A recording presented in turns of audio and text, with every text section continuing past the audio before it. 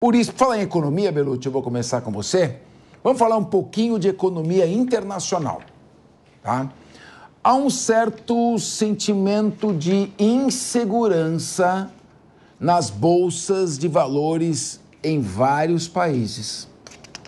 Isso porque os futuros das ações dos Estados Unidos caíram de 3% hoje, cerca de 3% de queda. O contrato Dow Futuros estava a 1,89% mais baixo, enquanto o Nasdaq perdeu mais de 4%. O relatório gerou aumento nas preocupações de que a economia norte-americana estivesse caminhando para uma recessão. No Japão, e vou te explicar por quê, houve uma queda de 13% no índice Nikkei 225. É o pior índice para uma segunda-feira no Japão desde 1987. O Bitcoin é a maior criptomoeda do mundo. Hoje, o valor de mercado da moeda digital sofreu a maior baixa em 5 meses. Meu querido João Belucci, pelo que eu tenho visto aqui, o déficit americano bateu 35 trilhões de dólares. Alguns economistas, inclusive alguns queridos amigos convidados que participam aqui da mesa, dizendo que é importante se endividar. Os Estados Unidos está com 35 trilhões de dólares de dívida, acho que quase mais de 20 vezes o PIB brasileiro. 35 trilhões. E como é que ele faz para pagar esses 35 trilhões? Ele vai emitindo bons, certificados e vai vendendo no mundo. O Japão é o maior credor dos Estados Unidos. Ele tem 1 trilhão e 500 bilhões de dólares aplicados em bolsas americanas. A China também. O Brasil também tem lá seus 220 bilhões que os Estados Unidos devem para nós da compra de certificados do título americano. Com essa guerra da Ucrânia, crise energética, aumento da inflação, como é que você, e também do custo do petróleo, do óleo, do gás natural, como você enxerga a perspectiva aqui de economia mundial nesse médio prazo?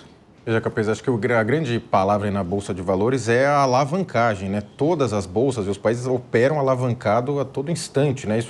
Giram muito mais do que eles têm de recurso ali. No próprios Estados Unidos, como você colocou, os títulos da dívida pública americana estão essencialmente na mão do Japão e da China, ou seja, eles são os credores, poderiam, né? Os Estados Unidos vai alavancando, emitindo títulos, pagando esses títulos. Então você tem um grande prejuízo aí. Na questão das criptomoedas, a principal criptomoeda, que é a única que tem lastro de fato, que é o Bitcoin, isso ele teve a queda dele, mas ele chama atenção para o Bitcoin, que é uma moeda descentralizada que não está ao alcance dos bancos centrais. Por isso que também há uma certa guerra ao Bitcoin, que ele vem ganhando popularidade, principalmente em redes sociais, muita gente entendendo que é uma operação difícil de você fazer num primeiro momento, mas é possível você ir atrás para meio que fugir dos bancos centrais. Por isso que você tem a Receita Federal, muita gente indo atrás de quem tem esses criptoativos não declarados, porque é possível você não colocar ele ficar fora do sistema jurídico. Agora, que a gente está claramente caminhando para uma crise econômica, não só econômica, como em termos de guerra, né? Você vê as guerras rolando. Essa questão que aconteceu no Japão hoje já afetou rapidamente o mundo como um todo. O dólar dispara. O dólar hoje estavam especulando que ele ia bater R$6. Ainda até o momento não chegou, mas assim, como o Brasil, como periferia do mundo, como economia secundária, sempre sofre muito mais que os demais, infelizmente. Diogo da Luz, sabia que a Europa Ocidental, os países da União Europeia, importaram esse ano 40% mais óleo e gás natural da Rússia do que antes da guerra? Isso porque a Rússia está com sanções. A Rússia vende para a Índia bota um sobrepreço e está vendendo mais caro. Os Estados Unidos, aquele repórter investigativo, o Simon Hirsch, disse que foram os Estados Unidos que explodiram aquele gasoduto Nord Stream 2, que trazia o gás da Rússia, via Turquia, para a Alemanha. E agora a Alemanha está importando esse gás dos Estados Unidos via embarcação, também mais caro. Essa guerra também revolucionou tudo. Como é que você vê as perspectivas econômicas do mundo com líderes tomando decisões tão erradas há tanto tempo? Revolucionou tanto que a Rússia em pleno ano de guerra, teve crescimento bem maior que o do Brasil, por exemplo. Justamente por essas coisas, continua a exportar. O Putin, queiramos ou não, ele está rindo sozinho, as coisas estão dando certo para ele. Ele não está preocupado com mortes de pessoas, ele está preocupado com o poder dele e está crescendo. E muitos líderes que nós temos são extremamente fracos e não sabem enfrentar a situação.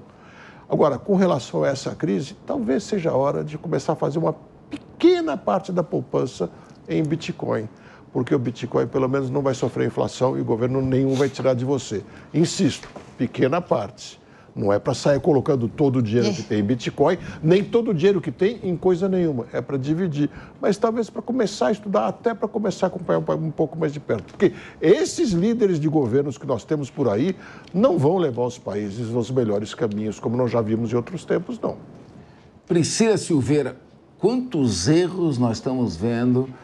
Joe Biden, OTAN, Zelensky, Putin...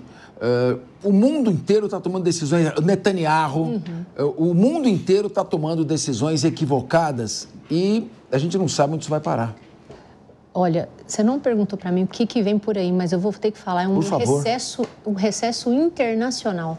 E aí a gente começa a pensar o seguinte, o Japão, que tinha juro zero, empresta o dinheiro a juro zero, a pessoa aplica o dinheiro fora do Japão, a 12, por exemplo, aplica no Brasil, ele pede o dinheiro de volta e vira tudo isso e vai acabar acontecendo aqui também, Capês.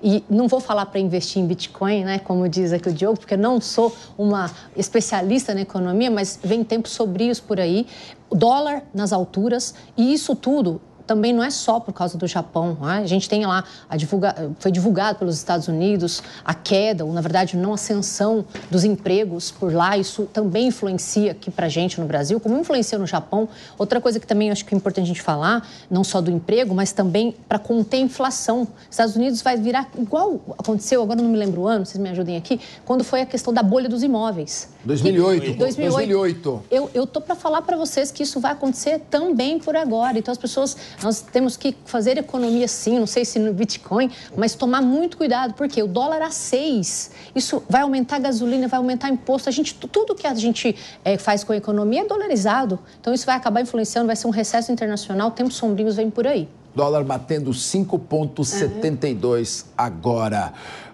Mas vamos perguntar o seguinte para o Guilherme Mendes, eu só queria adicionar uma coisa aqui, o Diogo da Luz, só para a gente apimentar mais. Tem os Houthis, aquele grupo terrorista do Iêmen, que recebeu armamentos agora da Rússia e do Irã, e ele vai parar de vez todo o tráfego marítimo comercial do Mar Vermelho. Significa que os navios não podem mais passar pelo Mediterrâneo, atravessar o canal de Suez para chegar até a China e os países do Oriente Médio, e vice-versa. O tráfego tem que ser feito na rota do Bartolomeu Bueno, ou seja, cruzando o Cabo das Tormentas, que virou Cabo da Boa Esperança, aumentando o frete também em 40%. Bate o mundo de cabeça para baixo, as bolsas disparando, a guerra da Ucrânia, a guerra do Oriente Médio, complicando demais o transporte naval e, com isso, subindo o preço das mercadorias, chegando a inflação, dívida dos Estados Unidos em 34 trilhões de dólares, um déficit histórico. E eu pergunto a Guilherme Mendes,